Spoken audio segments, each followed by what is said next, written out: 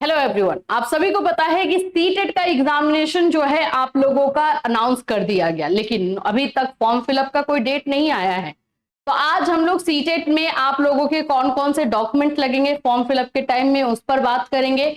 इसके साथ साथ जो है आप लोगों का ये जो पेपर 1 एंड पेपर 2 का लॉजिक है वो क्या होता है उस पर बात करेंगे। और सबसे ज्यादा जो इंपॉर्टेंट क्वेश्चन आ रहा है मेरे पास अपियरिंग कैंडिडेट्स के लिए, अभी बीएड में बच्चों ने एडमिशन लिया है और बार बार ये बोल रहे हैं कि क्या हम लोग जो है फॉर्म फिल कर सकते हैं, इस पर भी बातें की जाएंगी।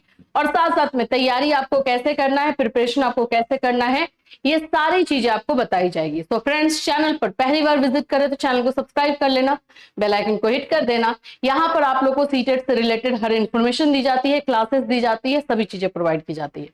सबसे पहले तो मैं आपको बता दूं कि सीटेट का डेट आ चुका है एग्जामिनेशन का। फरवरी में एग्जामिनेशन का डेट अनाउंस किया गया है, ठीक है। चलो, अच्छी बात है कि फरवरी में एग्जामिनेशन इसका ले लिया जाएगा।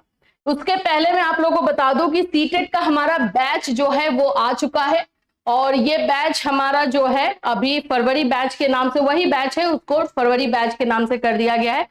अभी इस पे डिस्काउंट है 50%, तो जाकर के आप वो कर सकते हो। इसमें याद रखना बीएड वाले सिर्फ पेपर 2 का लेंगे, क्योंकि बीएड वाले को पेपर 1 में अलाउ नहीं है। तो बीएड वाले पेपर 2 लेंगे। पेपर 1 डीएलएड वालों के लिए है और जो डीएलएड वाले बच्चे ग्रेजुएशन भी किए हुए हैं वो पेपर 1 एंड 2 दोनों कर सकते हैं।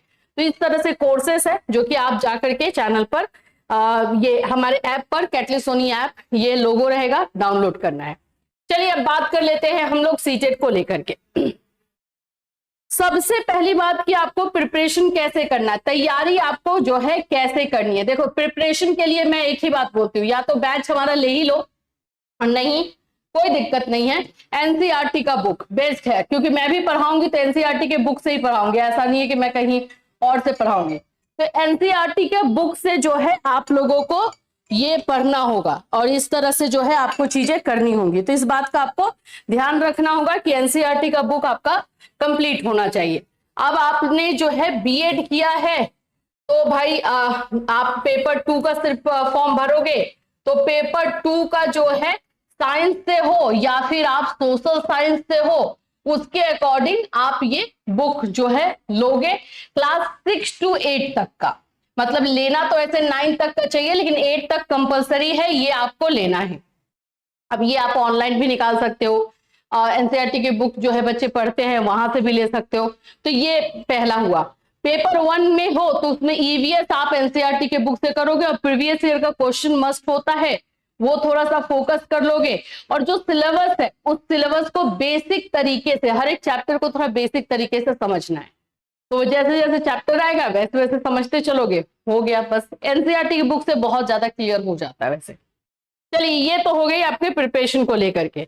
दूसरी चीजें जो आप लोग पूछ रहे हो कि डॉक्यूमेंट्स क्या क्या लगेंगे फॉर्म फिलअप के टाइम में, तो देखो डॉक्यूमेंट्स का तो आप लोगों का वही रहता है, जैसे बीएड या डीएलएड कंप्लीट है तो उसका आपको डॉक्यूमेंट लग जाएगा, उसका परसेंटेज आपको मांगा जाएगा, आपका आधार लगेगा, है ना। एससी एसटी या फिर ओबीसी से हैं तो वो आपका सर्टिफिकेट लगेगा। ये सब डॉक्यूमेंट में कुछ खास ऐसा डॉक्यूमेंट नहीं मांग लेता है कि आपको ज्यादा दिक्कत होगी। अब बात करते हैं अपियरिंग वाले बच्चों के लिए। अपियरिंग वाले बच्चे अप्लाई कर सकते हैं क्या? बिल्कुल कर सकते हैं। अब अपियरिंग का मतलब तो यहाँ पे थोड़ा समझ लो, क्योंकि इसमें बहुत सारे लोग कंफ्यूजन फैला करके रखे हैं। जैसे मानो मैं बीएड में कल को एडमिशन मैंने लिया है, मेरा सारा प्रोसेस कंप्लीट हो चुका है, अलॉटमेंट लेटर सब कुछ मेरा मतलब मुझे मिल गया, ठीक है। तो जब मेरा बीएड का जो है मेरा पूरा प्रोसेस कंप्लीट हो गया, आज अगर सीटेट का फॉर्म निकला है तो आज मैं भर सकती हूँ। तो एकदम याद रखो कि बिल्कुल अपियरिंग वाले सीटेट का टेट का फॉर्म जो है फिल कर सकते हैं। अब आप लोग क्वेश्चन पूछते हो कि मैम हम सेमेस्टर 1 में है, सेमेस्टर 2 में है, तो क्या हम फॉर्म भर ले? सेमेस्टर 3 में है तो क्या फॉर्म भर ले? ऑफ कोर्स भर सकते हो, बिल्कुल भर सकते हो, उसमें कोई डाउट नहीं है। फर्स्ट ईयर में हो तो भर सकते हो, सेकेंड ईयर में हो तो भर सकते हो। और वो आप लोगों का जो सर्टिफिकेट होगा जो आप क्लियर करोगे वो आपका वैलिड रहेगा जब आप 2 साल के बाद अपना बीएड या डीएलएड कंप्लीट करोगे। तो कोई टेंशन ही नहीं, सीटेट निकाल के बैठ गए, ठीक है, क्लियर है। तो इन सभी चीजों का थोड़ा सा ध्यान रखोगे।